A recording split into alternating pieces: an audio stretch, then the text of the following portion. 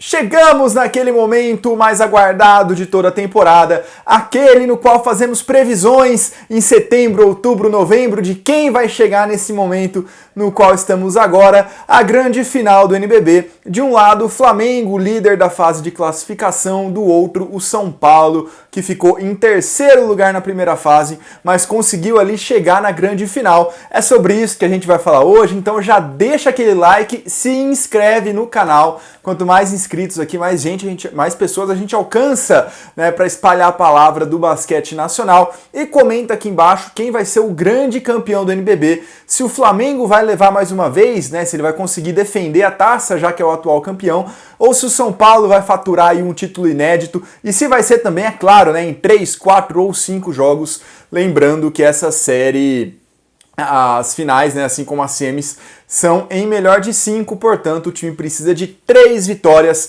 para ser campeão do NBB 2020-2021. E vamos lá, né, para facilitar um pouco as coisas, eu fiz um vídeo no começo da semana falando como os times chegaram até aqui, né? Eu falei que o São Paulo ficou em terceiro na primeira fase, então eu mencionei a campanha das duas equipes, a do Flamengo também. O vídeo vai estar aqui em cima no card, eu também vou deixar no final, naquele quadradinho, em algum ponto aqui da tela, vocês vão ver esse vídeo também. Então hoje vamos focar na final, só que tem uma diferença do que aconteceu no começo da semana para agora, uma novidade que ainda não tinha rolado lá dias atrás, que é a lesão do Chamel, o americano, ala do São Paulo. Mas vamos por partes, né? Primeiro vamos falar de Flamengo, né? O atual campeão, já que venceu o 18-19 e ano passado não teve campeão, né? É bom lembrar. E também o líder da primeira fase, né? Perdeu apenas 2 jogos, chega para essa final com um problema grave, mas que já vem de algumas situações decisivas com a qual a equipe soube se virar, que é a ausência do Balbi, né? O Franco Balbi, armador argentino, se lesionou há meses atrás, ficou fora da temporada, mas o Flamengo jogou sem ele já na Champions, né? Só que na época eles tinham o Diego Figueiredo, um armador também argentino, né, que foi contratado especialmente para disputar a Champions, não pode fazer parte do NBB porque a lesão do Balbi ocorreu, né, depois do prazo de inscrição para novos atletas. Então na final o Flamengo vai só com o Iago, entre aspas só, né, porque o Iago tá jogando muito bem, mas ele é um só, né, então qualquer tipo de problema que ocorrer com o Iago vai reverberar na série inteira, até porque o Flamengo não tem um suplente, não tem um substituto, né, já que o Balbi está machucado. Flamengo, vocês já estão carecas de saber como o time do Gustavinho gosta de jogar, é uma equipe que tem uma transição defesa-ataque muito rápida, é uma equipe que gosta de definir os seus ataques o mais rápido possível, né, ele é adepto daquela vertente, que a jogada se desenha nos primeiros 7 segundos de posse, se define, perdão, nos primeiros 7 segundos de posse, e depois o resto, se o time ainda tiver a posse, é consequência do que foi feito nesse começo. E além disso, o Flamengo é uma equipe que tem carta branca para chutar de 3 pontos, né? O time que mais tenta arremessos do perímetro, não abriu mão dessa característica nos playoffs, e utiliza muito essa questão, mas apesar de chutar muito de 3 pontos, a jogada, individualmente falando, a jogada combinando um jogador específico mais utilizada dentre todas as do Flamengo na primeira fase é jogar para o Hetzheimer brigar com o pivô adversário de costas para a cesta, mais próximo ao aro. Essa foi a jogada mais utilizada pelo Flamengo, e ela geralmente acontece todas as vezes que o time não consegue atacar em transição. Surpreendeu o adversário com a defesa desorganizada e tal, a jogada geralmente se define com o Hetzheimer, e dali ele tem a opção de arremessar, ele tem a opção de fazer assistências de dentro para fora, que geralmente são muito eficientes, e é claro, ele pode brigar, né, com o pivô para tentar resolver ali no 1 contra 1. Mas o Flamengo, como eu disse, né, tem esse problema aí da ausência do Franco Balbi e apenas o Iago em quadra. A grande questão é a seguinte: enquanto ele está em quadra, tudo bem, ótimo, né? O Iago é um armador já, apesar de muito jovem, já um armador de elite no cenário nacional, se adaptou muito bem no Flamengo, incorporou mesmo essa questão de líder do time nesses últimos jogos, decidiu algumas partidas com cestas em momentos muito importantes, assim como foi na Champions, e tá lá, dá conta do recado tranquilamente. Problema, obviamente, é que se ele se machucar, se ele ficar pendurado em falta, ou qualquer outro motivo que anule a presença, que anule ou impeça a presença do Iago no jogo, ou quem sabe na série, é um problema muito grave pro Flamengo. O Flamengo não tem outro armador. E tudo bem, você tem ali principalmente o Luque Martinez, que pode levar a bola, o Tiozito, o Marquinhos também, mas não é a deles, né? Não é a principal característica deles. E o Flamengo, não só o Flamengo, o São Paulo também, mas os times não têm tempo de treinar porque é jogo quase dia sim, dia não, dia sim, dois não. Vou deixar a tabela aqui embaixo para vocês também, o calendário dos 3 ou 5 jogos dessa final, mas não há muito tempo para você treinar e corrigir uma situação. Então, por exemplo, se o Iago machucar, não vai ter tempo para o Gustavinho ficar ali adequando o time a alguma situação nova, né? Vai ter que ser na conversa, no vídeo, no papo mesmo. Então, é uma situação potencialmente perigosa para o Flamengo se não acontecer nada com ele. O Flamengo tem ali um armador de elite que vai ficar fora por alguns minutos na partida. E o Flamengo, ele, além disso, né, dessas questões que eu falei, ele é um time que consegue defender muito bem, é um time que consegue reduzir o ataque adversário a poucos pontos, geralmente.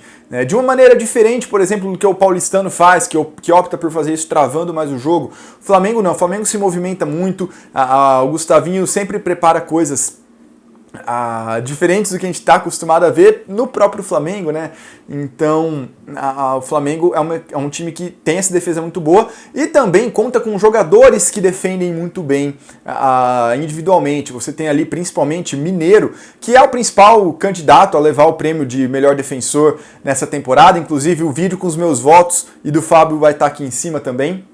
Você tem Jonathan Luz, grande defensor também, já em diversos momentos já mereceu estar entre os finalistas dos melhores defensores do NBB, mas você ali vai ter um sério problema na hora de parar as principais peças do São Paulo, e é aí que a gente vira a página e vai para o tricolor paulista, o São Paulo. São Paulo tem ali 2 candidatos, né, 2 finalistas ao prêmio de MVP no seu elenco, né, entre os titulares, que são o Jorginho e o Lucas Mariano. Lembrando que o Marquinhos também foi finalista.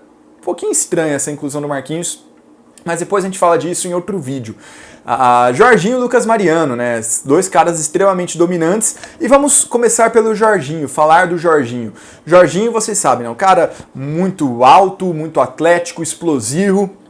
E você não tem armador no Brasil, e aí não é uma crítica específica ao Iago, mas que obviamente também se aplica a ele, você não tem armador no Brasil que seja capaz de marcar o Jorginho. Então as defesas precisam se virar, se desdobrar para não ficar esse 1 contra 1 do Jorginho contra o armador adversário, porque aí é pedir para levar ponta, é pedir para ele infiltrar, porque ele tem muita capacidade de fazer isso e tem exercido com maestria no São Paulo. Não à toa foi o MVP da última temporada, tem tudo para levar nesse ano de novo.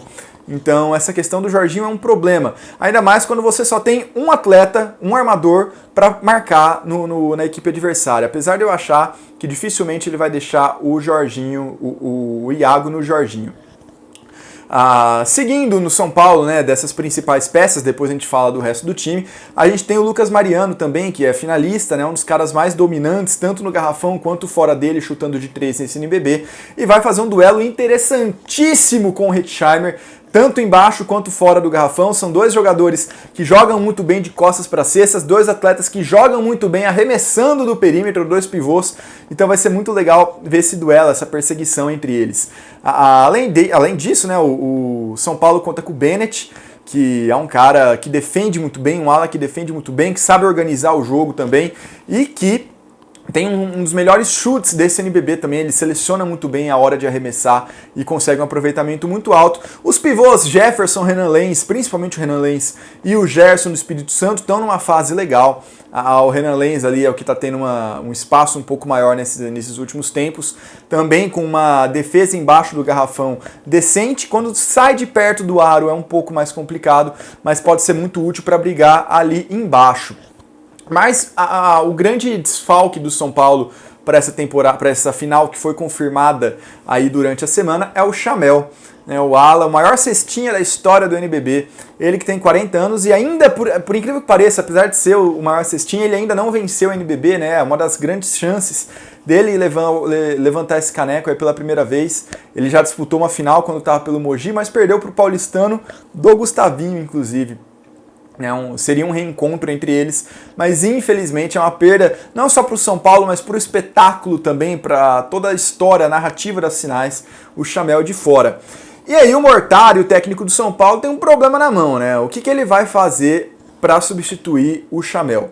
Tem duas opções mais claras, né, que ele pode utilizar. A primeira e mais óbvia é o Isaac, que é geralmente quem entra quando o Chamel sai, é um ala mais alto que o Chamel, é um defensor muito bom também, bem melhor que o Chamel, na verdade. Então a entrada do Isaac no quinteto titular agregaria muito na defesa. No ataque tem o problema que ele não cria o seu próprio arremesso. Ele tem um chute de 3 mortal, é um dos melhores arremessadores desse NBB ao lado do Rafa Moreira, ao lado do Minas.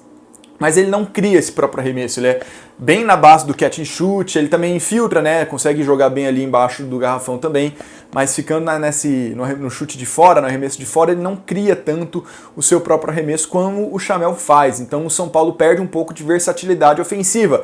Para essa versatilidade não ser diminuída, você tem a opção de jogar com o Dawkins, né? Ele é um cara um pouco mais baixo que o Chamel, ele é um carrapato na defesa, né, para tentar compensar ali o seu tamanho, ele não é muito grande.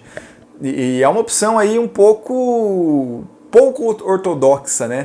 Porque o Jorginho pouco rende quando joga ao lado de outro armador, né? Tanto no São Paulo quanto na seleção. Foi assim até agora, tá? Pode funcionar na final, tá? Pode, claro. Mas foi assim até agora. Eu imagino, Lucas, pelo que eu vi do São Paulo jogar, eu imagino que o Mortari vai de Isaac.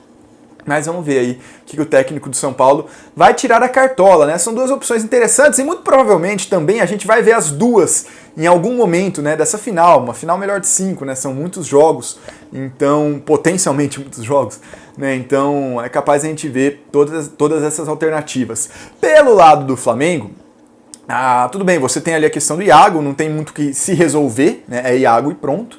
Mas o Gustavinho tem adotado uma estratégia que tem dado muito certo e que fez inclusive isso contra o São Paulo, lá no primeiro turno, na primeira fase do NBB, que é entrar com 3 pivôs. Você entra com o Hetzheimer e Olivinha ou Léo Demétrio e o Rafael Mineiro ali, não fazendo a função de ala, né, mas como um terceiro jogador ali, numa posição que teoricamente seria ocupada por um ala no time do Flamengo, fazendo com que a formação fique muito alta e muito boa defensivamente ainda, porque o Mineiro consegue marcar praticamente qualquer um. Então, talvez para conter o Jorginho, para conter o Lucas Mariano e Isaac, que é um jogador alto do São Paulo, o Gustavinho acabe optando por essa estratégia para conseguir ali fazer um pouco de frente, pelo menos em termos físicos, né, de altura mesmo, envergadura. E o Léo Demétrio também eventualmente exerce essa função. Ele tem algumas características semelhantes ao Mineiro. Mas, assim, é uma final longa que os técnicos não têm tempo para ajustes, mas eles são feitos de alguma maneira de um jogo para o outro, né? Muito na conversa, muito na análise do vídeo. Vai ser muito legal a gente assistir essa série. Eu acredito, eu torço para que tenha muitos jogos, tá? A minha aposta, já falando aqui, é Flamengo em 4, tá? Ou seja, um Flamengo 3-1. O time do Flamengo é mais completo, tem um elenco mais recheado. E é o grande favorito dessa temporada, não foi irregular em nenhum momento. O São Paulo teve ali seus momentos de instabilidade, apesar de estar muito bem agora. E o Flamengo, eu ainda acho que mais uma vez vence esse NBB. Mas vai ser uma série muito boa. E também é óbvio, né? Tem a questão do imponderável. São duas equipes que já estão desfalcadas. E a partir do momento que você já está desfalcado, um desfalque a mais, seja por falta num jogo específico, seja por lesão, tem um peso ainda maior no desenrolar de cada jogo. Então, no final das contas, meio que tudo pode acontecer. Lembrando que nesse time do Flamengo todo mundo já é campeão do NBB, né? Tirando quem chegou agora. E o Léo Demétrio acho que não é, né? Porque ele chegou, acho que o Flamengo, depois do título do Flamengo 18-19, posso estar enganado. E do lado do São Paulo, né? Que são duas antíteses, né? O Flamengo cheio de títulos individualmente falando dos jogadores, e o São Paulo só o Jefferson venceu, né? O resto mais ninguém ali, Jorginho, a Bennett, o Chamel que não vai jogar, a Renan Lenz, Lucas Mariano, Isaac, ninguém venceu um título. Isaac acho que ganhou, não lembro. Ninguém ali mais venceu um título do NBB.